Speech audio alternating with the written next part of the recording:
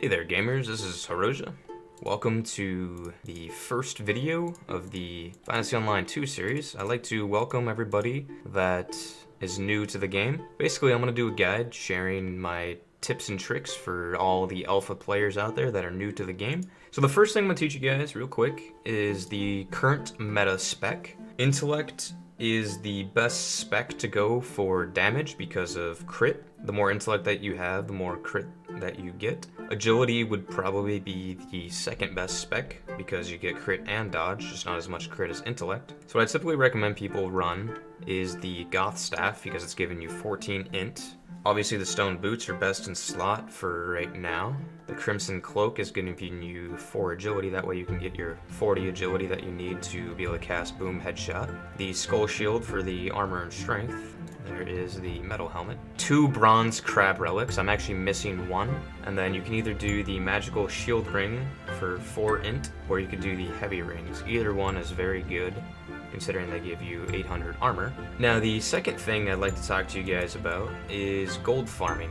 By farming the dirt spiders here in Crab Coast. I think it's about 20k coins per hour of farming them. It could possibly even be more depending on how fast you are at clicking, but typical average person can make about 20k coins an hour farming them. So you're going to want to buff yourself with double self-motivated, rank 2 and 3. You're going to want to buff yourself with double elite skills, rank 1 and 2. You have a choice between That's the Stuff or Nerd Rage. I typically like to do That's the Stuff just for that extra sustain. But if you farm these guys, they have 3 different drops. Each one is worth about 125 to 150 coins per drop, like that. Quality metal sword right there.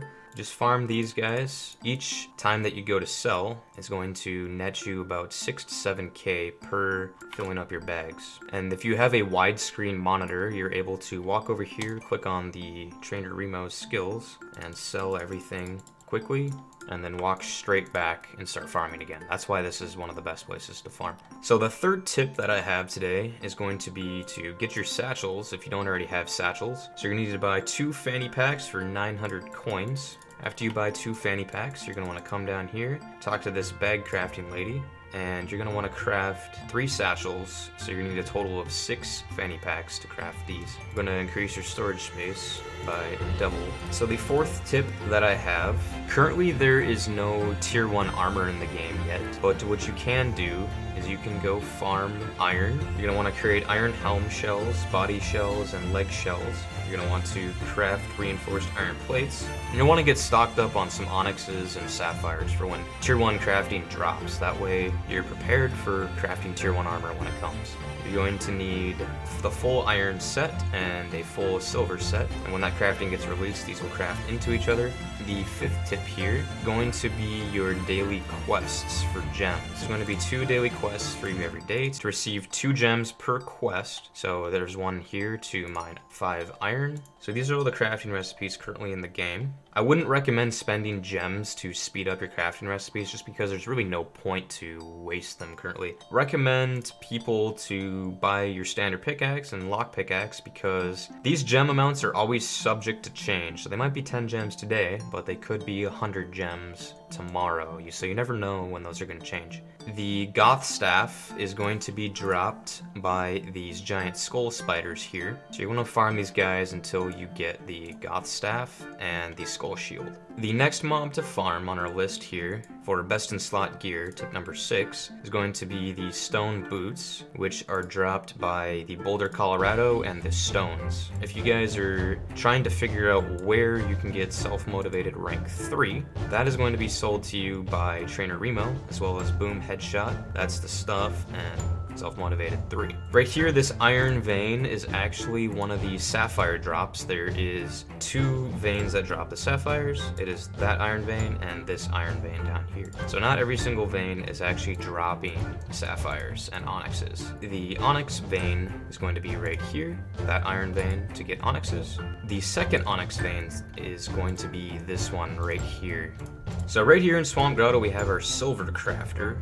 Like I said before, I wouldn't recommend using gems to speed any of these up because there's really no reason. Right here is going to be the second daily quest every day that you can do for 2 gems to mine 5 silver veins. Now, currently in the game until January 19th, you can farm these small red slimes and they will drop a nice list scrap piece, and you can use those nice list scrap pieces to craft your FO gear here. This gear will be going away until next year.